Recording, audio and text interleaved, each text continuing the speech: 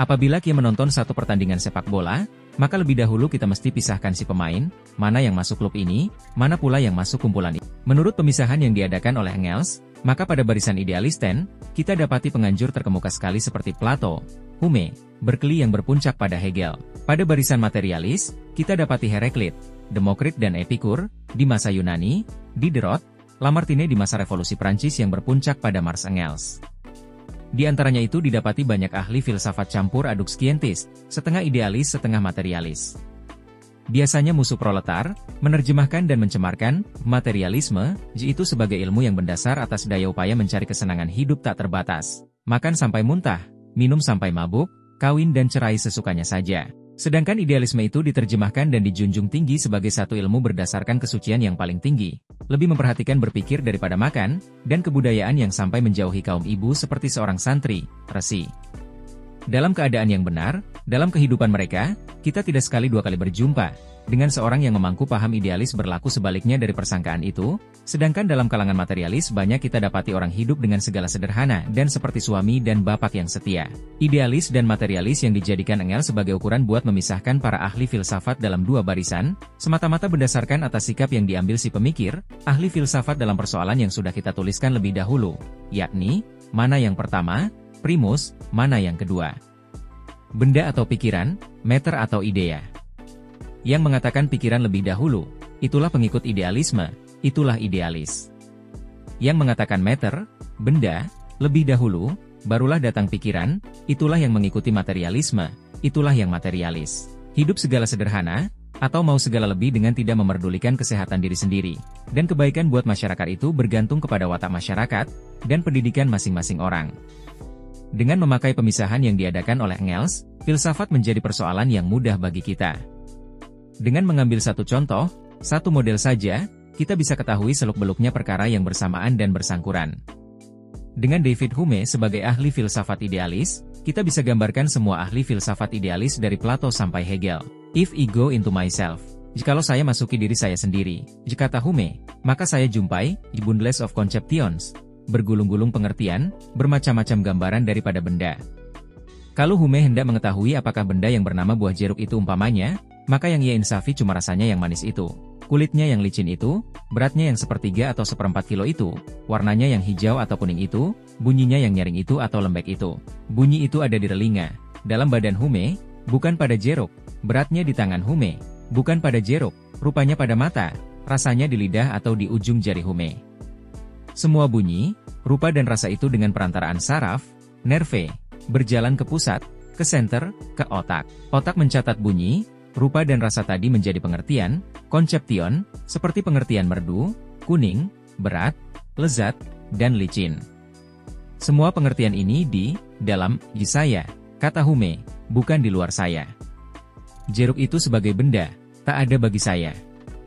Yang ada cuma ide, pikiran, pengertian, bundles of conceptions, kata Hume. Jeruk sebagai benda, lembu sebagai benda, bumi dan bintang sebagai benda.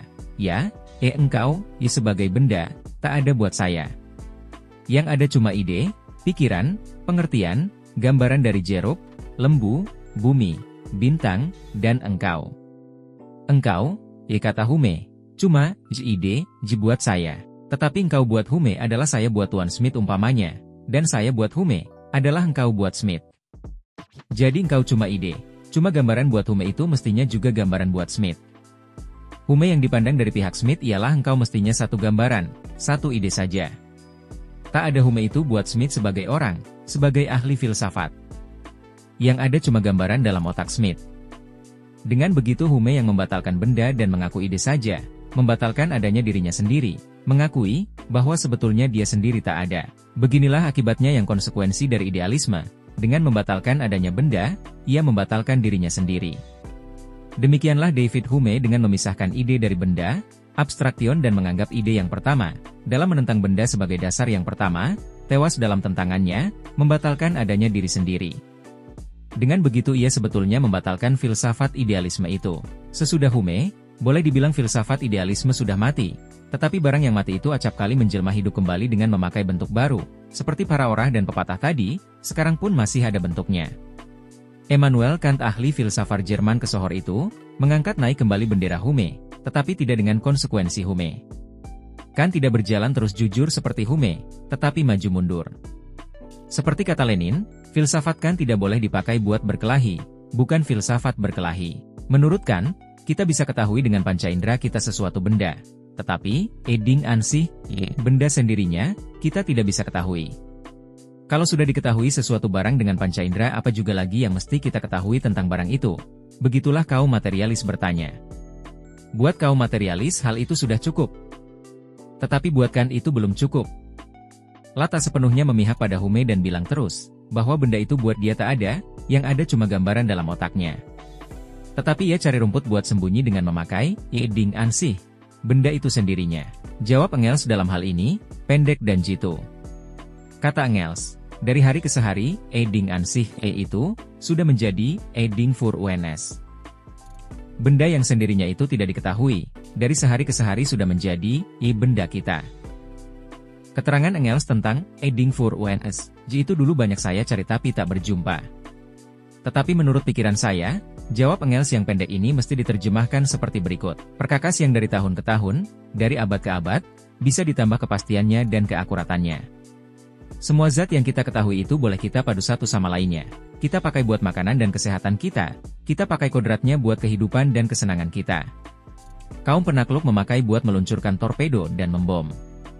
Yang belum kita ketahui, sedang kita cari dengan giat dan dengan lebih besar pengharapan mendapatkannya karena teori, cara berpikir dan perkakas kita makin banyak makin baik. Di mana lagi, Ding an sich, yaitu tempatnya. Pada zaman, di mana alam yang dahulu kala dianggap gaib itu, sebagian besar sudah diketahui dan dikontrol, dikemukakan dipakai menjadi, Ding für uns, yakni benda kita, seperti kata Engels tadi. Idealis yang lebih licin, karena ia memakai dialektika dan logika dengan cara dan bahasa yang tidak ada bandingnya selama ini, ialah Hegel. Lama Marx, walaupun ia sudah Marxis, sesudah meninggalkan gurunya, Hegel, didekati Hegelisme. Dengan dua sayap tesis di kanan, antitesis di kiri dan badan sintesis di tengah, Hegel terbang makin lama makin tinggi sampai silau mata si pemandang.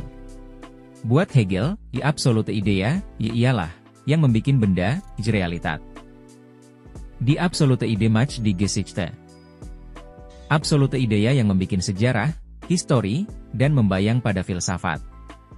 Bukan filsafat yang membikin sejarah, katanya melainkan absolute Idea, der nachdrücklichen Ausdruck, die Philosophie ist, yang tergambar nyata pada filsafat. Jadi menurut Hegel, sejarah ialah sejarah dunia dan masyarakat dibikin absolute Idea, dan hal ini tergambar pada filsafat. Pada lain tempat Hegel mengatakan, bahwa negara dan staat ialah, Verwirklichung, penjelmaan, absolute Idea itu. Absolute Idea itu sama dengan metafisik, ide sendiri, ide yang tak dibikin, yang tunggal, tak jatuh pada hukum sebab dan akibat, hidup dan mati, tak melahirkan atau dilahirkan, tak takluk pada waktu dan tempat, melainkan tunggal, terkuasa dan sempurna. Absolute Idea itu membuat sejarah dunia, masyarakat dan negara. Absolute Idea itu tergambar jelas dan pasti pada filsafat. Absolute Idea akhirnya sama dengan metafisik, yakni gaib, di luar ilmu alam, rohani, Amon kata Egypte purbakala, dewarah. Rohani inilah yang dicari oleh mistikus, murid tarekat Hindu, kalau ia memandang puncak hidungnya saja, menyebut Om tadi. Kalau beruntung seperti Buddha Gautama, maka leburlah rohani, jiwanya dengan rohani yang mengisi alam ini. Feuerbach, materialis besar, yang dianggap jembatan antara Hegel dan Marx, mula-mula memakai dialektika juga. Buah pikirannya ketika itu banyak memberi alat pelajaran pada Marx dan Engels. Tetapi setelah Feuerbach melamparkan dialektika sebagian besar disebabkan hidup terpencil, seolah-olah terbuang dari pergaulan, maka hasil pemeriksaannya jauh terbelakang dari Hegel. Hegel dianggap oleh kaum materialis sebagai ujung filsafat yang negatif, yakni ujung yang membatalkan, ujung yang buntu.